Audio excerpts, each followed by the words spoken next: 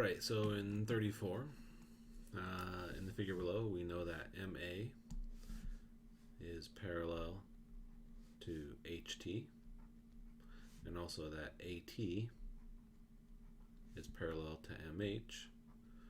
And so they tell us this, that way we know that this shape is a parallelogram. And so now we can use the properties of a parallelogram to figure out what the value of x is. So we're going to look at angle A here, and also angle H. And one of the things we know about a parallelogram are that the opposite angles are equal. So these two angles are going to be equal. So it's just going to be 5x plus 10 is equal to 3x plus 30. And now we solve. So we minus 3x from both sides.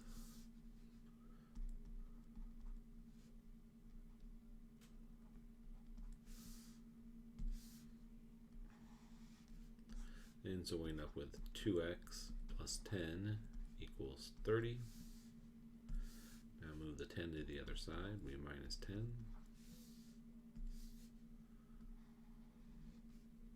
And so we finish with 2x equals 20.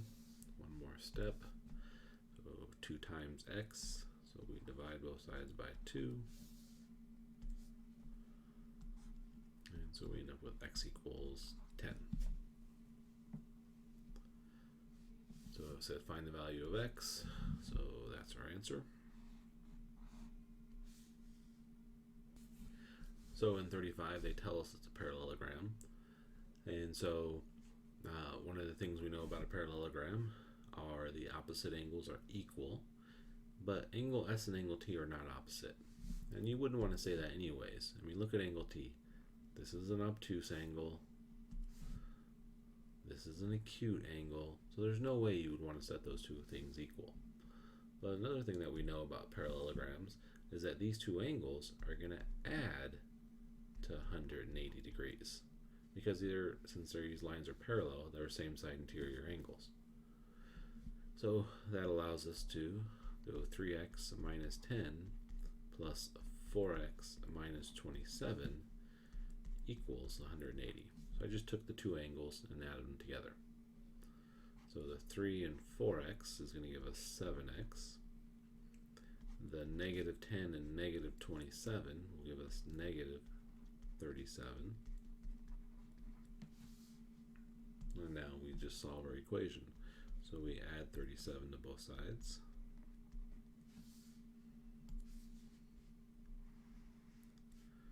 And we get 7x equals 217. And now we need to divide both sides by 7.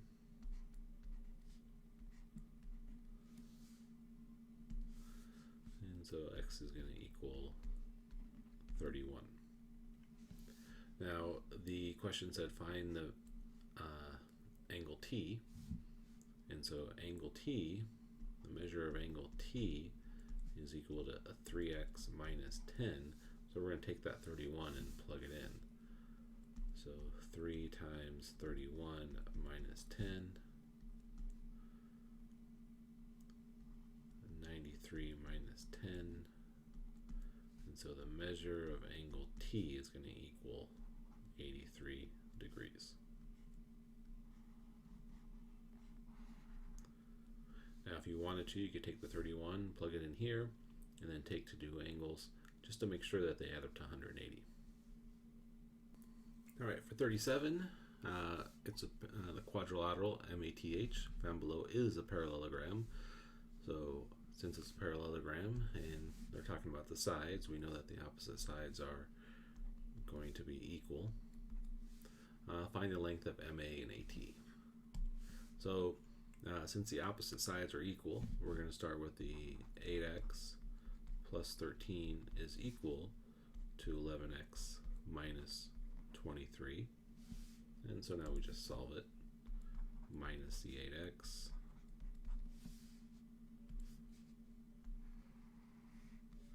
And that gives us 13 equals 3x minus 23. Add the 23 to both sides.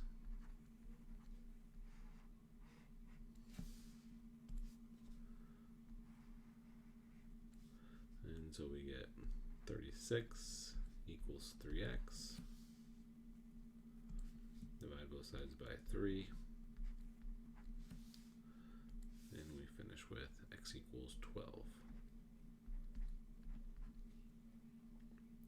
So now that we know what x is, we're going to be able to find MA. So since MA was 8x plus 13, we're just going to do 8 times 12 plus 13. So 8 times 12 is 96, and 96 plus 13 gives us 109. So MA is equal to 109. So now we can find AT. So we'll take 2y plus 12 and equal that to 4y minus 4. So let's minus 2y to both sides.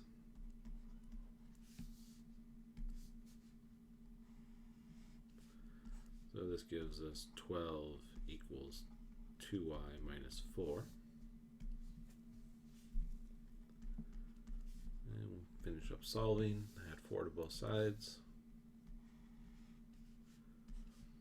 And we get 16 equals 2y.